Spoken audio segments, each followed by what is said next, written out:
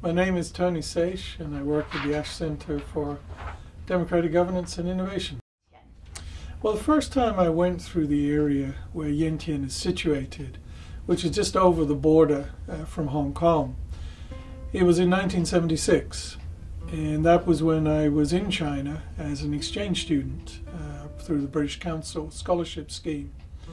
And in those days, it was our traditional image of old Asia. It was water buffalo, it was paddy fields, it was looking as if time had stood still for 100 or 200 years. It was an extraordinary experience.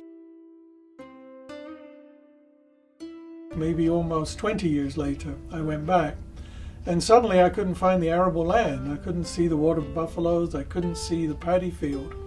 And what was there in its place was a burgeoning, fast developing industrial manufacturing zone.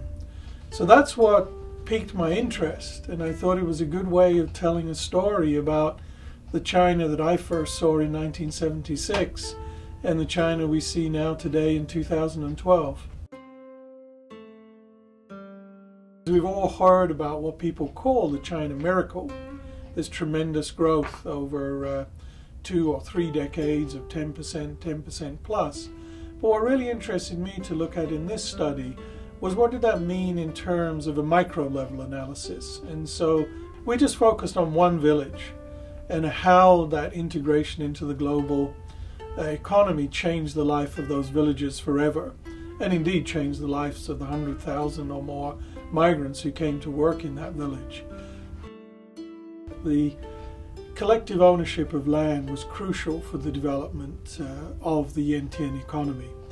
As we know, when the reform started, the land was divided up again and given back to the households for their own use, but not the ownership.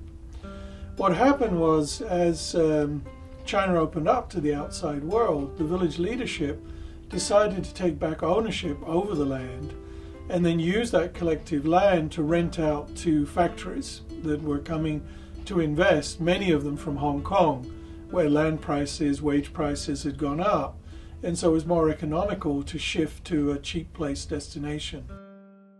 The second thing I think which was important was the role that the clan played within the local community.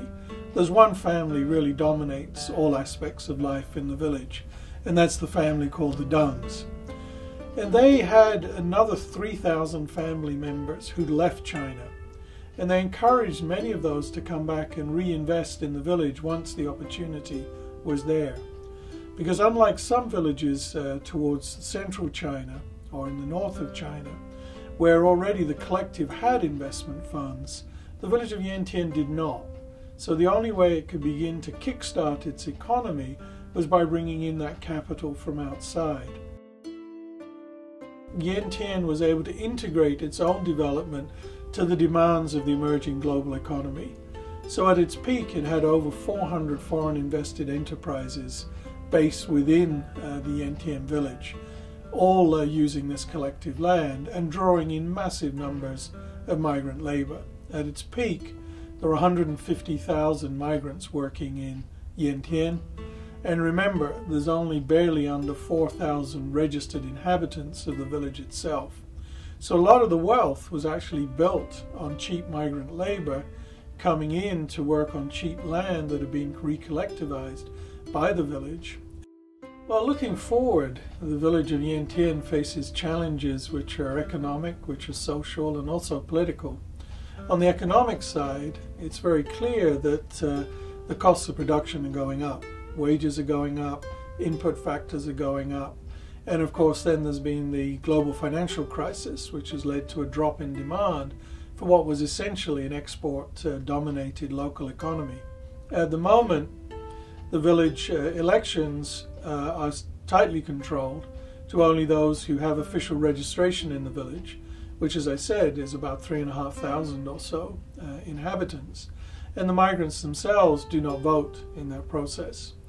And so again, over time, it seems to me, there's going to become political challenges of will that group, which are in some ways see themselves as social outcasts, are also now political outcasts, and will that lead to them demanding more political voice in the terms of the future development of the village?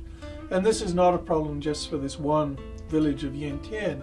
This is something which is occurring all over China as hundreds of millions of people move away from their rural roots and settle in new urban or quasi-urban locations. And it really is one of the most significant challenges that the leadership will have to deal with over the next 5 to 10 years.